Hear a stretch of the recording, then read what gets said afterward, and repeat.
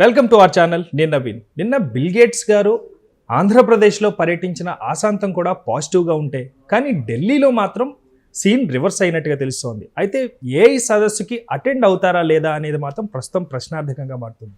ప్రస్తుతం అదే టాపిక్ గురించి మనతో మాట్లాడడానికి సీనియర్ జర్నలిస్ట్ దుర్గా వడ్లమాని గారు ఉన్నారు. మేడంతో మాట్లాడతాం. నమస్తే అండి. సో బిల్ గేట్స్ గారు ఆంధ్రాకి రావటం మొత్తం పాజిటివ్ వైపుతో ఫుల్ హ్యాపీగా ఉన్నారు. కానీ ఢిల్లీలో మాత్రం ఈ సీన్ అంతా రివర్స్గా కనిపిస్తోంది.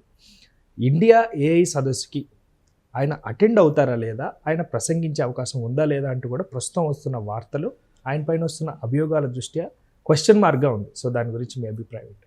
అంటే మీరు మాట్లాడింది ఎలా ఉందంటే, ఆంధ్రప్రదేశ్లో అసలు నెగిటివే రాలేదు ఆయనకి.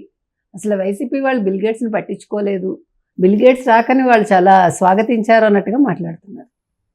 మీరు చూడలేదా? బిల్ గేట్స్ వచ్చే ముందు, వచ్చాక, వచ్చి వెళ్ళాక వైసీపీ వాళ్ళు చేస్తున్న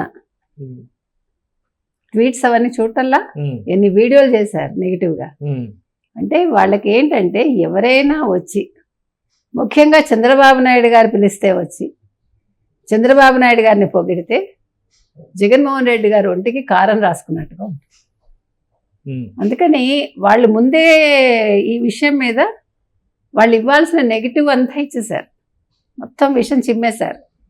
కానీ అన్ఫార్చునేట్లీ అది ప్రజల్లోకి వెళ్ళాల. ఎందుకంటే ఇప్పుడు ప్రజలు వైసీపీ ప్రభుత్వంలో లేరు కదా, అందుకని వాళ్ళు తీసుకోలే. మీకు గమనిస్తే కనుక అయితే గతంలో రజనీకాంత్ చేసిన వ్యాఖ్యలు గుర్తున్నాయి మీకు?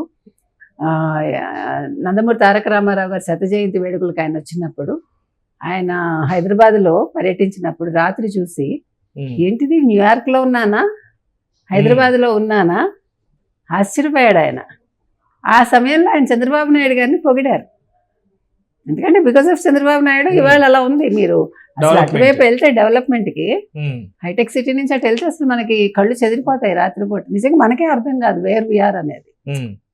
అంటే స్వర్గం అంటే ఎక్కడో ఉండదండి, ఇదే అనిపిస్తుంది. కాబట్టి అది భరించలేక రజనీకాంత్ని ఎంత నెగిటివ్గా ప్రొజెక్ట్ చేశారు. ఆయన వెంటనే కమెంట్ చేశాడు కదా, రజనీకాంత్ దేనికి భయపడరు కదా. అలాగే ఇవాళ బిల్ గేట్స్ని కూడా వీళ్ళు ఒక ఆట ఆడుకుందాం అనుకున్నారు. అయితే ఆయన పర్యటనకు వస్తున్నారు అంటే ప్రజలకి ఏం చేస్తారు అన్న ఉద్దేశంలో ప్రజలు ఉంటే, బ్లూ మీడియా మాత్రం ఎలా బద్నాం చేయాలని ఒక ప్లానింగ్తో ఉన్నారు. అంటే ఇది ఎంతవరకు వాస్తవం? వాస్తవం అండి, అది వాస్తవమే. ఇంకా దాని గురించి వాస్తవమా కాదా అని మీకు చర్చ అవసరంలా. ఒక నెగిటివ్ ప్రొజెక్ట్ చేయడానికి బ్లూ మీడియా అనేది సిద్ధంగా ఎప్పుడూ ఉంటుంది. ముఖ్యంగా బిల్ గేట్స్ 30 ఏళ్ల క్రితం ఆయన వచ్చాడు. మీరు ఆ 2 ఫోటోలు చూశారు. 30 ఏళ్ల క్రితం చంద్రబాబు బిల్ గేట్స్, నిన్న చంద్రబాబు బిల్ గేట్స్ ఫోటో మీరు చూశారు. ఓన్లీ జుట్టులు తెల్లబడ్డాయి తప్ప ఇద్దరిలోనూ ఉత్సాహం తగ్గిందా? ఏది తగ్గల. వయసు పైబడింది, అది వేరు. వయసు పైబడ్డం అనేది సహజం. మనిషి మానవ క్రమంలో, మానవ పరిణామ క్రమంలో ఇవన్నీ జరుగుతాయి. కాకపోతే ఆలోచన అలాగే ఉంది. ఆ ధైర్యం కానీ, చెయ్యాలని ఉత్సాహం కానీ, ఇంకా తపన మీకు అది ఇద్దరిలో కనిపించింది మనకి. ఇవాళ ఆ రోజు 5 నిమిషాల కోసం అడిగారు చంద్రబాబు నాయుడు గారు, ఈ రోజు 6 గంటలు ఉన్నాడు ఆయన. అది కూడా he came all the way to Andhra Pradesh. That is CBN, that is Chandrababu Naidu. So sudden గా ఆయన ఏదైతే ప్లాన్ చేసుకుంటున్నారో, నెక్స్ట్ నవ్యాంధ్ర, స్వర్ణాంధ్ర కింద మార్చాలని అనుకుంటున్నారో, ఆ ప్రణాళిక చూసిన తర్వాత బిల్ గేట్స్ గారి టైంని మర్చిపోయారంటూ కూడా వస్తున్న వార్తలు కూడా వస్తున్నాయి. నిజమే అండి. ఆయన అడిగారు అమరావతి ఎంతవరకు వచ్చింది, నిర్మాణ పనులు ఎంతవరకు వచ్చాయి, తర్వాత సంజీవని అప్రిషియేట్ చేశారు, తర్వాత మొత్తం 4 ప్రాజెక్ట్స్ మాట్లాడారు ఆయన. తర్వాత మైక్రోసాఫ్ట్ మనకి రాబోతుంది, అందరికీ తెలిసిన విషయం అది. సో అంటే ఇవాళ ఆంధ్రప్రదేశ్ మీద బిల్ గేట్స్ వచ్చి దృష్టి పెట్టారంటేనే అక్కడ యువత చాలా ఆనందంతో ఉండాలి. ఎందుకంటే something is going to happen అనేది. ఇప్పుడు ఇవాళ Andhra Pradesh is happening city, city కాకపోయినా ఇక్కడ ఏం చేస్తారో, ఏ టెక్నాలజీకి పునాది వేస్తారో అన్న ఈ భావనలో ఉంటే, ఒక వర్గం మాత్రం ఏం చేయాలా, దీన్ని వెనక్కి పంపించాలన్న ఈ ప్రయత్నాల్లో ఇంకా సాగుతూనే ఉన్నాయి. అంటే మీరు మర్చిపోయారు, అప్పుడు ఐటీ మంత్రి ఎవరండి, గుడ్డు అమర్నాథ్ గారిని ఉన్నారు కదా. మరి గుడ్డు అమర్నాథ్ గారికి ఏం తెలుసండి పాపం, ఆయన ఏం ఎంఓయూలు కుదుర్చుకున్నారు? బొబ్బట్లు మర్చిపోయారా మీరు? లేకపోతే పచ్చళ్ళు, తర్వాత అల్లం వెల్లుల్లి పేస్టు, తర్వాత చాట్ బండారాస్, ఇవన్నీ కదా ఎంఓయూలు. మరి అలాంటి వాళ్ళకి మీరు టెక్నాలజీ తీసుకొస్తాను, బిల్ గేట్స్ని తీసుకొస్తానంటే మరి మండదా వాళ్ళకి? ఇదేంటిది? కానీ అన్ని పలచన చేసే పనులు అయితే ఇప్పటికి కూడా అంటే ఏ అండ్ సదస్సు కూడా ఎప్స్టీన్ ఫైల్స్ లో రావట్లేదు ఆయన పేరు ఉంది కాబట్టి ఉమ్, ఇతన్ని ఎందుకు మీరు తీసుకొచ్చారు? ఇప్పుడు ఎప్స్టీన్ ఫైల్స్ లో రాహుల్ గాంధీ పేరు ఉంది 3 సార్లు, ఎప్స్టీన్ ఫైల్స్ లో ఇంకెవరిదో పేరు ఉంది. అవి ప్రూవ్ అవ్వాలి కదండి. ఉమ్, ఉమ్, ఇప్పుడు నా పేరు మీ పేరు పెట్టారు అనుకుందాం, ఉమ్, వెంటనే నిజం అయిపోతుందా? ఇప్పుడు Okay. మనకు అభివృద్ధి వేరు, మీ వ్యక్తిగతం వేరు. ఇప్పుడు వ్యక్తిగతంగా అది ప్రూవ్ అయ్యాక అప్పుడు బిల్ గేట్స్ వచ్చారు అనుకోండి, అసలు రారు, అప్పుడు మనం కూడా పిలవం. అవును ఇజ్ ఇట్ నాట్? అవును. అతను ఆ బోర్డులో తప్పుకోవటమో ఇంకెవరో దాన్ని టేకప్ చేయడమో అప్పుడు ఆ వ్యక్తిని పిలుస్తారు. ఉమ్, ప్రూవ్ కానంతసేపు అతను అనుమానితుడు అంతే. ఉమ్, నిందితుడు కాదు. నిందితుడు కూడా అవునో కాదో మనకు తెలియదు, ఉమ్, శిక్ష ఇంకా పడలేదు. కాబట్టి మనం జడ్జిమెంట్లు ఇవ్వకూడదు. ఇప్పుడు జగన్మోహన్ రెడ్డి 16 నెలలు జైల్లో ఉండొచ్చాడు, ముఖ్యమంత్రి అయ్యాడు. అప్పుడు జైలు జగన్ అంటామా మనం? జైలు జగన్ అన్నారా, ముఖ్యమంత్రి జగన్ అన్నారా మీరు? ఉమ్, మరి హౌ యూ యాక్సెప్టెడ్ దట్? ఉమ్, ఇప్పుడు వాళ్ళ దాంట్లోనే దువ్వాడి శ్రీనివాసన్ తీసుకోండి, ఆవిడ ఎవరితోటో ఆయన సహజీవనం చేస్తున్నారు, పదాలు నాకు అనవసరం అంతకంట. ఉమ్, మరి బయటకు వచ్చేసిన వ్యక్తిని మరి పలకరించాడు మీ జగన్మోహన్ రెడ్డి, పార్టీలోకి రా అని ఆహ్వానించాడు.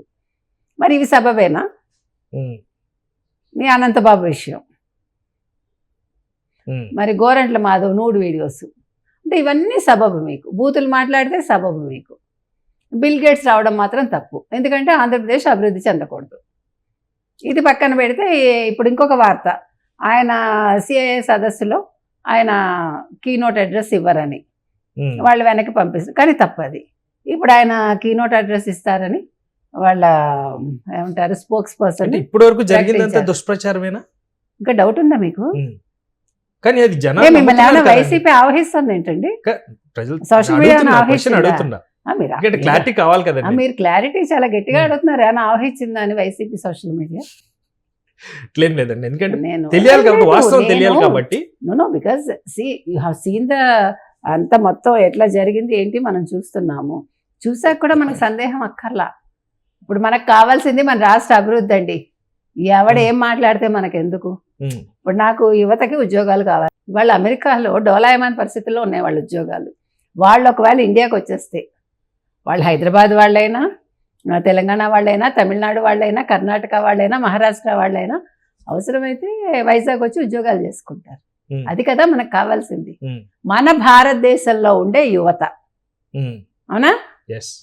ముఖ్యంగా ఆంధ్రప్రదేశ్కి కొంచెం పార్షియాలిటీ ఉండొచ్చు కొద్దిగా. వ్యవసాయ ఆధారిత కాబట్టి నేను క్షేత్రస్థాయిలో వెళ్ళటం చూడటం కూడా అక్కడ అన్ని వాడుతున్న టెక్నాలజీని కూడా చూసి షాక్ అయినట్టుగా కూడా మనకు కొన్ని వార్తలు చూశారు. దట్స్ వాట్ ఉమ్, అది మీకు ఇంకా కడుపు మండి ఉంటుంది, అవునా? మీరేంటి వ్యవసాయానికి ఇంత టెక్నాలజీ వాడడం, అది బిల్ గేట్స్ అప్రిషియేట్ చేయడం ఏంటి? మరి ఇది మీకు ఇవాళ నేషనల్ మీడియా కదా, ఇంటర్నేషనల్ మీడియా ప్రచురిస్తుంది కదా. డ్రోన్స్. మరి డ్రోన్స్ మనం వరదల్లో మనం ఫుడ్ ప్యాకెట్స్ ఇచ్చాం కదా డ్రోన్స్ తోటి. లాస్ట్ టైం మన డ్రోన్స్ ఎన్నింటికి వాడాం మనం? అసలు డ్రోన్స్ ఎలా వాడుకోవచ్చో ఏపీని చూసి నేర్చుకోవాలి, ముఖ్యంగా కూటమి ప్రభుత్వం వచ్చాక తెలుసుకోవాలి. Hmm. కాబట్టి మండుతుంది, మండనివ్వండి.